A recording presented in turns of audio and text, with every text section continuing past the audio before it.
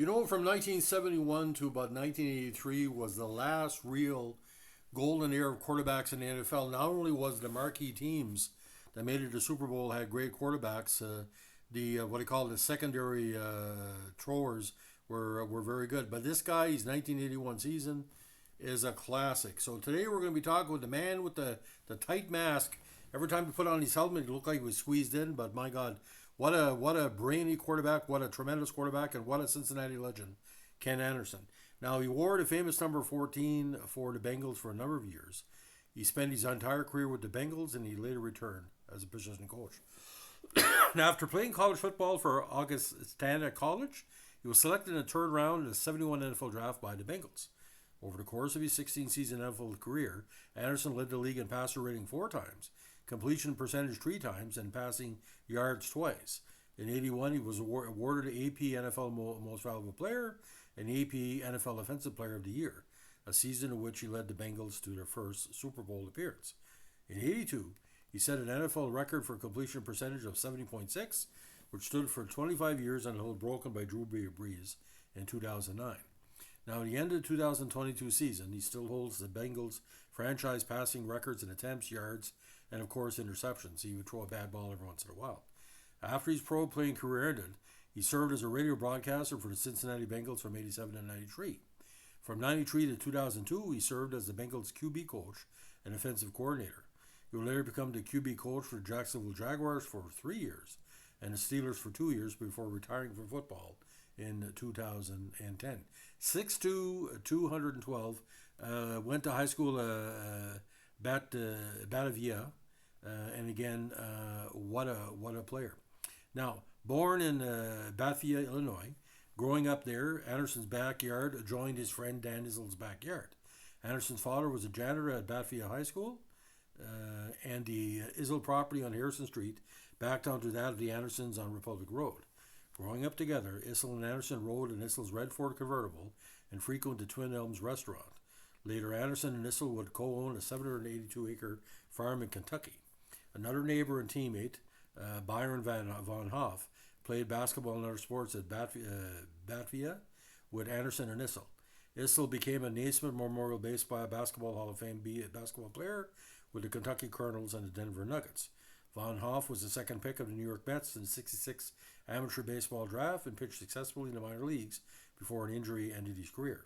Another friend and teammate at Batavia was future NBA announcer Craig Sager. Now, after playing for and graduated from Augustana College in Rock Island, Illinois, he was selected 67 overall in the 71 NFL draft by the Bengals, where he would soon become noted for his short-range passes and running. Anderson made 4 starts in the 71 season while playing in 700 games. That campaign, of course, Virgil Carter was the primary quarterback. In a year where the Bengals fell off from a productive previous season, he rushed for 125 yards and 22 total carries for 1 touchdown, while being sacked, or might as well say murdered, 23 times. However, Anderson was given more rain in 72, going 7-6 as a starter, with 1,918 yards for 7 TDs and interceptions while having a 56.8 completion percentage. With 22 carries, he also ran for 94 yards and 3 TDs, while fumbling at 5 times and being sacked 18 times. The Bengals started 5-2, but they only won 3 of their next 7 to miss the playoffs. Now, the 73 season proved better, and this is where the breakthrough came in, as Anderson went 10-4 in that 14-game season as a starter and threw for 2,428 yards while having 18 touchdowns and 12 interceptions and a 54.4 completion percentage, with Anderson helping to lead them to the AFC Central Division title with a 6-game winning streak. In the playoffs that year, they were tasked to play the defending champion Dolphins in the Orange Bowl. Special teams helped negate a bad start on offense that meant the Bengals only trailed 21-16 at halftime. However, the Dolphins pressed the Bengals for 13 unanswered points to win 34-16, aided by a running attack that ran for over 200 yards on Cincinnati's defense. Anderson was 14 for 27 with 113 yards and 1 interception. Now in 74, Anderson threw for league high in completion percentage of 64.9, yards 2,667, and passer rating 95.7, while going for 18 touchdowns to 10 picks. But the Bengals went 7-6 in these 13 starts. In 75, he threw for league high 3,169 yards while throwing for 21 touchdowns, to 11 picks for a 60.4 completion percentage. He had league highs in yards gained per pass attempt, yards per game, and passer rating while being named to the first Pro Bowl and leading the Bengals to a 10-3 record. John Reeves had started and won a game without Anderson. One of his finest performances of his early career was in a Monday Night Football game against the Bills in November '75. Anderson passed for a franchise record 447 yards, while the Bengals racked up a franchise record 553 offensive yards in the 33-24 win. It was the Bengals' first win in a Monday night game. With Bill Walsh as QB coach, Anderson was the first quarterback to run what would be known as the West Coast offense.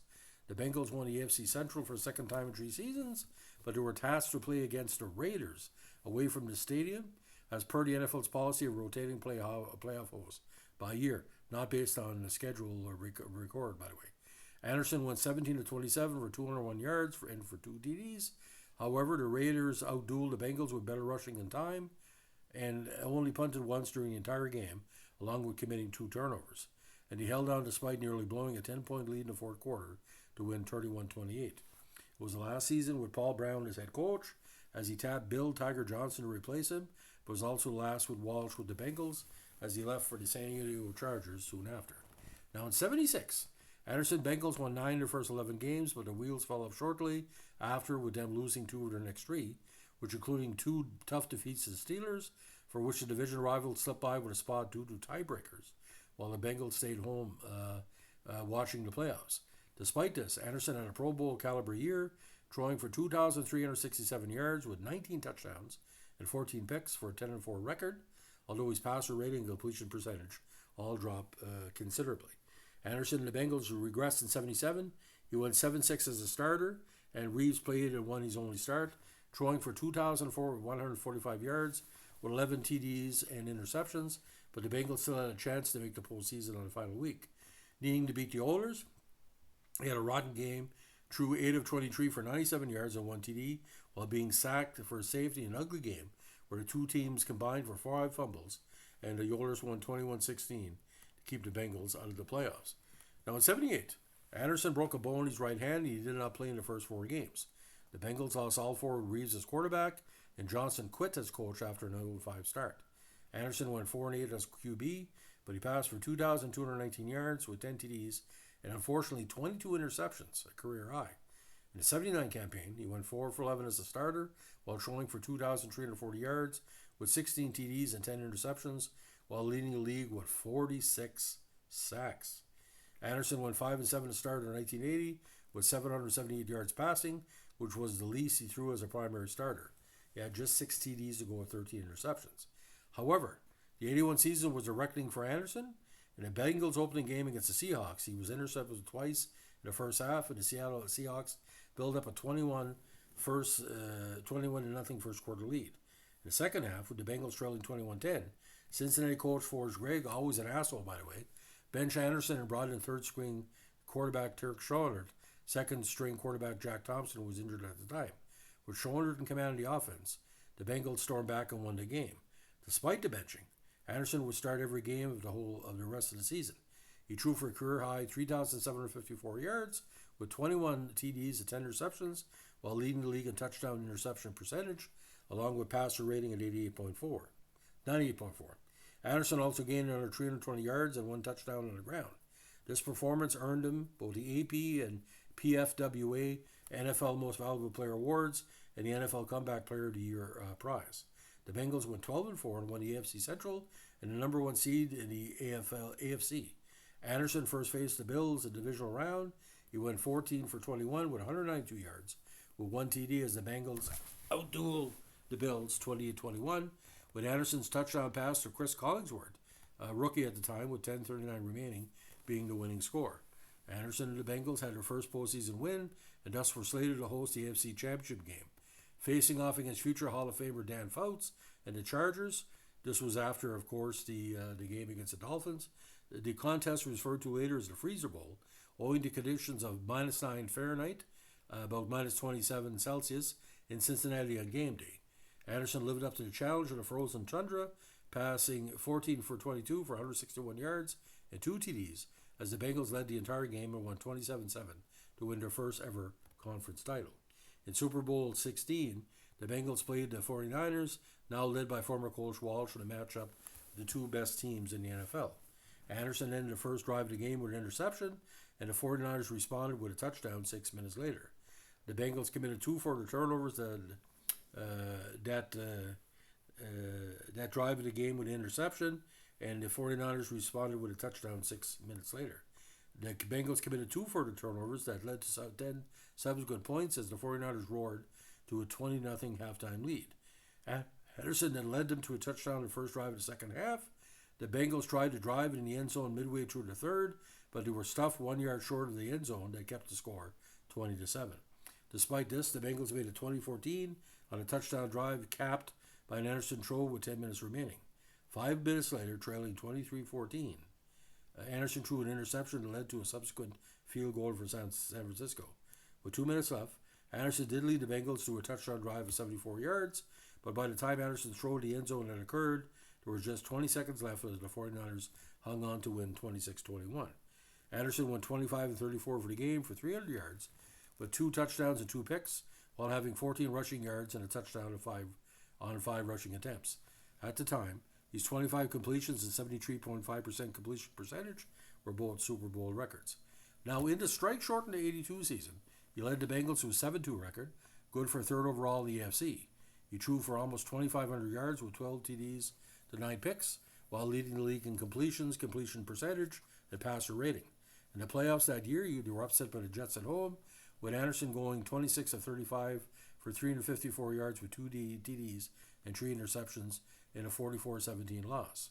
Now in 83, the Bengals started by going 2-6 in the first half of the season before finishing 7-9 in Forrest Gregg's final season as head coach. Anderson played in 13 games and went 5-8, while leading the league in completion percentage again, while throwing 2,333 yards with 12 touchdowns and 13 interceptions. The 84 season was his last primary year as a quarterback, and he played just in 9 games as a starter, with 2 other appearances going 3-6. He threw for 2,100 yards with 10 touchdowns, 12 interceptions, while having a 63.6 completion percentage. He was replaced by Boomer Esiason after the first 2 games of the 85 season, having gone 14-28 for 156 yards in 2 games combined, and he retired after the campaign in 86.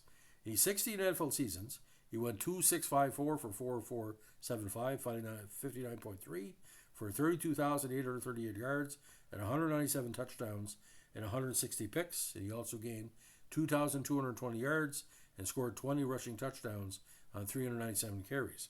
His completions, passing yards, and TD passes were all Bengals records.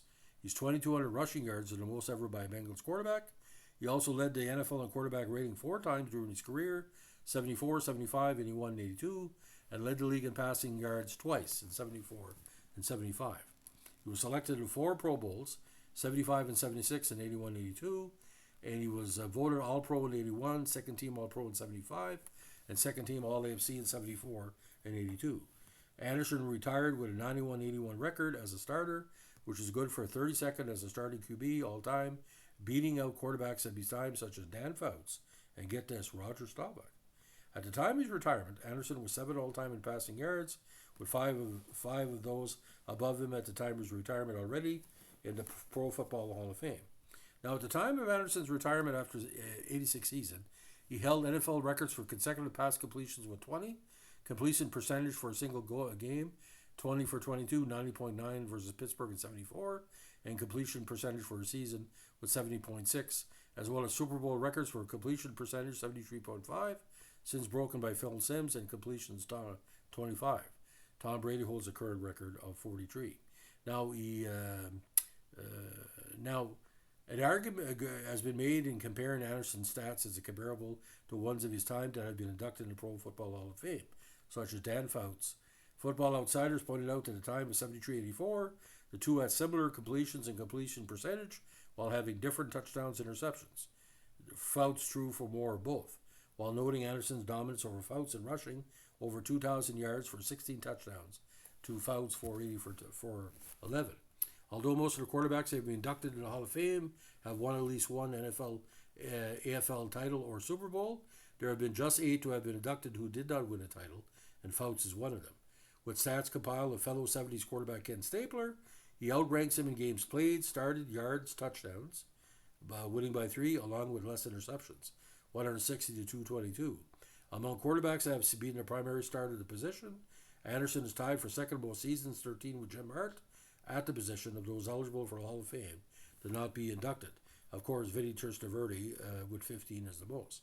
Now, in terms of AFC Central competition, he went 41-34 in appearances and 36-30 in starts overall against division rivals in the Pittsburgh Steelers, Cleveland Browns, and the Oilers.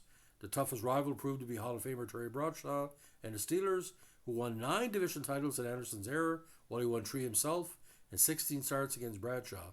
They went even at 8-8.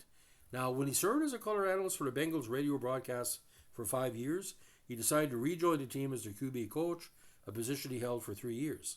He then served as the team's offensive coordinator for 4 years, and again as the team's QB coach in 2001 and 2002. In 2003, he became a wide receivers coach for the Jaguars and was their quarterbacks coach. Unfortunately, he was fired in the 2006 season, along with offensive coordinator Carl Smith and special teams coach Pete Rodriguez by Jack Del Rio. In January 2007, new Steelers head coach Mike Tomlin hired Anderson as his QB coach under offensive coordinator Bruce Arians. On January 5, 2010, Tomlin announced Anderson would be retiring, effective immediately. He then earned a Super Bowl ring when the Steelers won Super Bowl 43 as one of their coaches. Now, inducted in the Augustana College Vikings Hall of Fame in 2003. In 2003, Augustana College dedicated the Kenny Anderson Academic All-America Club building as part of the Knowlton Outdoor Athletic Complex. Although not officially retired by the Bengals, Anderson's number 14 has been held in reserve and has not been assigned to any player by the team until Anderson started coaching for division rival of Pittsburgh. The holding of number 14 was most evident in '98 when the Bengals signed Neil O'Donnell, who wore number 14 during Morse's career. O'Donnell wore number 12 during his one-year stay in Cincinnati, the only time in his NFL career he did not wear number 14. Of course, with Anderson's approval, Andy Dalton wore number 14 for the duration of his Bengals career. Now, he has been nominated for the Pro Football Hall of Fame several times, and on 2 occasions was among the 15 finalists for enshrinement, 96 and 98. He was a finalist in third time for the Senior Committee in 2023, but missed out being one of the final 3. In 2011, the Professional Football Research Association named Anderson to the PFRA Hall of Very Good class of 2011. Now, in 2008, NFL Network selected Anderson as number 10 on their list of top 10 players who have not been inducted in the Pro Football Hall of Fame. In 2021, Anderson was named to the Bengals' inaugural Ring of Honor. Now, as of 2022, he holds at least 18 Bengals franchise records, including completions in the game with 40, pass attempts career 44-75, passing yards in a career in a playoff game, passing TDs playoff season, playoff game, and leads in interceptions all time in a season. Now, sacked in his career almost 400 times. Yards passing attempt in the playoffs 7.96, playoff season 10.1182, and the playoff game 10.11 in 83 against New York Jets. Passing yards per game, playoff season 354, and 300 plus yard passing games in the playoffs with 2. So a rough recap. NFL Most Valuable Player, NFL Offensive Player of the Year, NFL Comeback Player of the Year in 81, NFL Man of the Year in 75, First Team All-Pro in 81, Second Team All-Pro in 75, 4-time Pro Bowl 75, 76, 81, 82, 2-time NFL Passing Yards Leader 74, 75, 4-time NFL Passer Rating Leader 74, 75, 81, 82, 3-time NFL Completion Percentage Leader 74, 82, 83, Burt Bell Award in 81, Cincinnati Bengals Ring of Honor, and Super Bowl champion assistant coach with the Steelers Super Bowl 43. Now, I saw many games with Ken Anderson, and boys, oh boys, it was my pleasure to watch him. But the helmet that he wore, I don't know if it made his cheekbones look worse, but he is probably the best CFL quarterback never to play in the CFL. He had that CFL style, and he was a gunslinger because he would throw a tough interception. But I really miss him because the afternoon games on the French channel or CTV back in the day, it was always Steelers, Bengals, or Houston, Bengals. It was quite a rivalry. And at the time, they had just Bengals on the side. And I saw the last season of Paul Brown coach. It was intense, ladies and gentlemen, very intense. So if you're a Cincinnati Bengals fan, this is for you. If you like what we're doing here, we're at a vintage football podcast. Let us know in the like, comment, subscribe, or share. Bye.